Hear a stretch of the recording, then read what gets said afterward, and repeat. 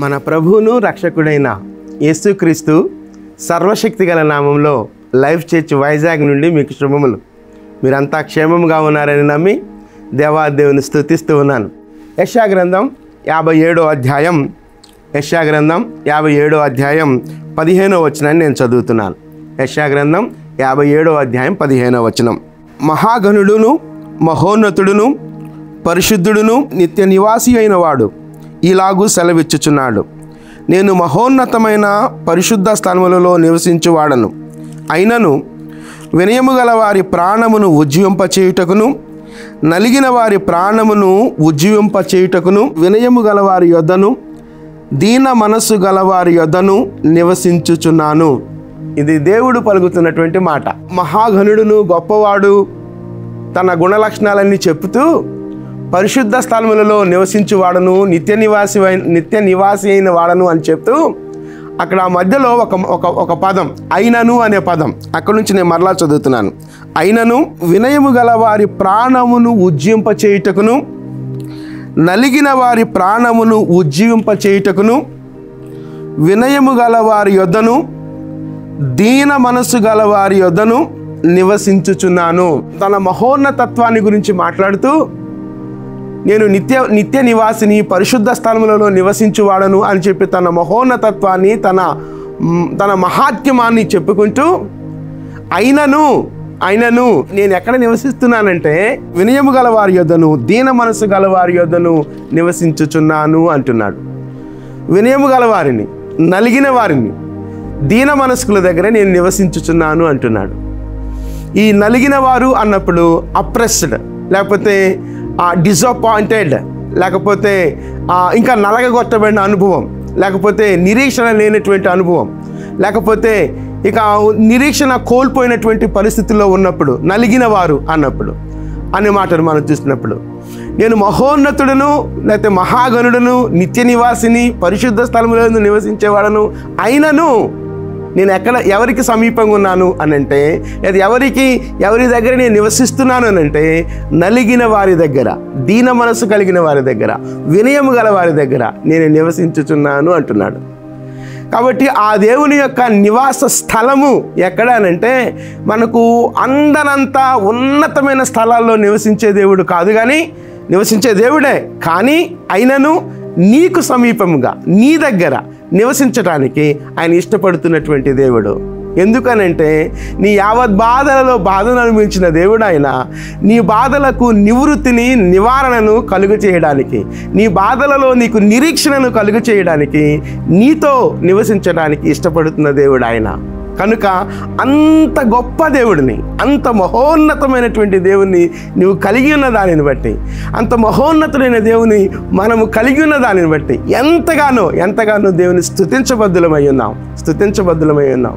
ఆయన మనకు ఊహకు అందనటువంటి దేవుడు, మానవులకు అతీతమైనటువంటి దేవుడు. అంత అతీతమైనటువంటి దేవుడు నీతో నాతో మనతో నివాసము చేయడానికి ఇష్టపడిన దేవుడు ఆయన. ఎంత గొప్ప దేవుడు, ఎంత గొప్ప ధన్యత మనది. కనుక నలిగిపోయావా, నీరసించిపోయావా, నిరాశే బ్రతుకుగా చేసుకొని నీరసిస్తూ బ్రతుకుని ఈడ్చుకుంటూ వెళ్తున్నావా?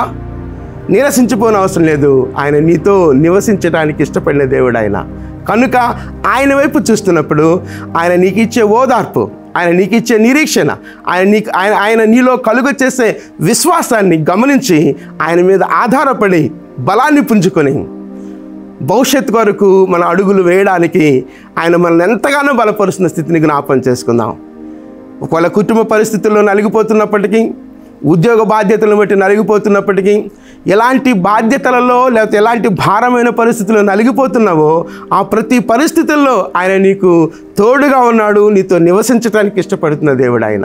చివరిగా మరలా ఆ వచనాన్ని నేను చదువుతున్నాను. అయినను వినయము గల వారి ప్రాణమును ఉజ్జీవింపచేయుటకును నలిగిన వారి ప్రాణమును ఉజ్జీవింపచేయుటకును వినయము గల వారి యొద్దను దీన మనసు గల వారి యొద్దను నివసించుచున్నాడు. మన యొద్ద నివసించుచున్న దేవుడు ఆయన.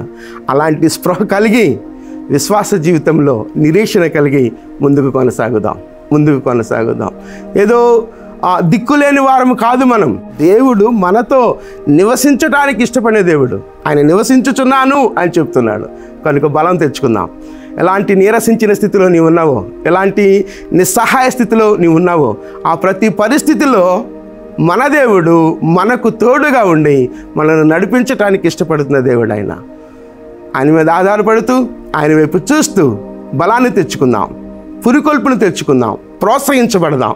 దేవా, ఎంత గొప్ప దేవుడో ప్రభా, నాతో ఉండడానికి, మా మధ్య నివసించటానికి, నాలో నివసించటానికి ఇష్టపడిన దేవుడవు.